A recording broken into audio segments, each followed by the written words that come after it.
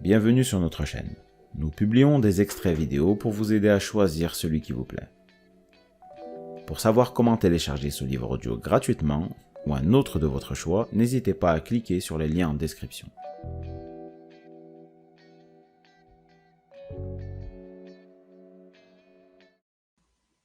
J'ai 32 ans. Il y a une semaine, dans l'aube d'un matin d'avril, alors que tu dormais encore, loin, à Paris, nous étions avec Thomas et quelques autres sur une route d'Afghanistan. Et il y a eu cet accident. Et Thomas a été tué devant mes yeux, ainsi que 3 autres jeunes hommes. Ce matin-là, alors que j'étais à genoux dans la terre brûlée, le sang de ton oncle sur mes mains, notre existence a pris une tournure singulière et définitive. Le corps d'un mort est déconcertant. Lorsqu'il nous est donné de le regarder en face, je ne parle même pas de le toucher, on voit bien que quelque chose cloche, quelque chose manque. La peau prend instantanément une couleur irréelle, dès les premières minutes, comme si, de vivante, elle devenait artificielle. Les yeux grands ouverts ont soudain perdu cet éclat. La poussière s'y dépose librement et éteint leur brillance. Les membres sont désarticulés, sans plus la moindre résistance. Il y a une absence, un vide. Et pourtant, le corps a toute l'apparence de la personne que l'on connaissait. Mais elle n'est plus là. Alors, où est-elle? En 2001, le décès de mon frère Thomas a précipité cette question dans ma vie. Comment aurais-je pu y être préparé? Je ne l'étais pas. Qui peut l'être? Je me trouvais avec lui en Asie centrale. J'ai pris soin de son corps. Je l'ai rapatrié en France pour qu'il soit inhumé. Le choc fut immense.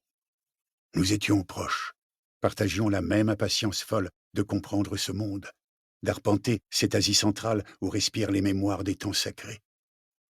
Nous avions déjà voyagé ensemble sur ces terres, où la mort nous a surpris de la plus brutale des manières.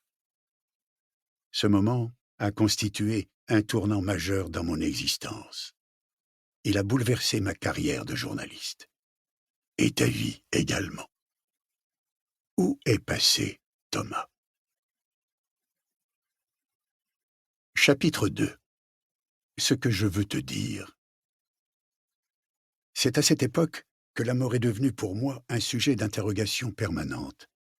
Je n'ai eu de cesse, dès lors, d'user de mon expérience et de mes outils d'enquêteur pour tenter de comprendre scientifiquement ce que nous savons de ce moment chargé de crainte et de mystère.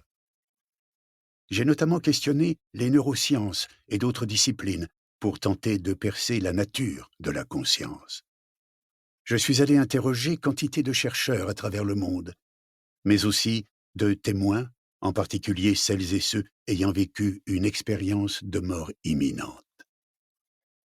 En 2013, mon père, ton grand-père, a cessé de respirer à son tour, ce qui a encore accru mon désir de trouver des réponses.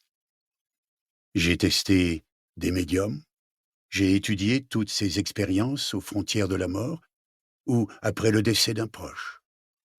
C'est ainsi que s'est lentement forgée en moi la conviction que la poursuite d'une forme de vie après la mort constituait une hypothèse rationnelle, étayée à la fois par la science et d'innombrables témoignages.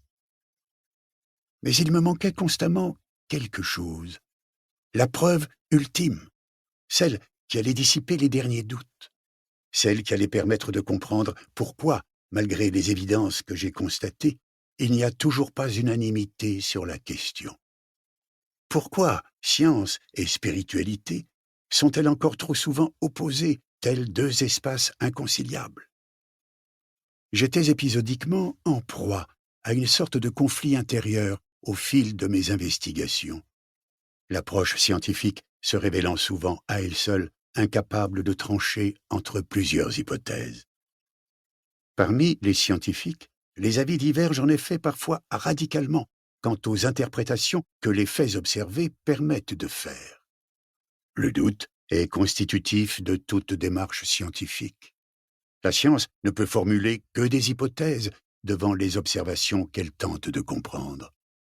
Son objet consiste précisément à cela, proposer des hypothèses pour expliquer les phénomènes qu'elle étudie et tenter de les vérifier.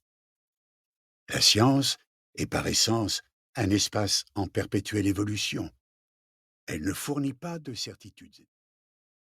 Si ce livre vous a plu, vous pouvez alors le télécharger gratuitement. Pour savoir comment faire, cliquez sur le lien en description de la vidéo.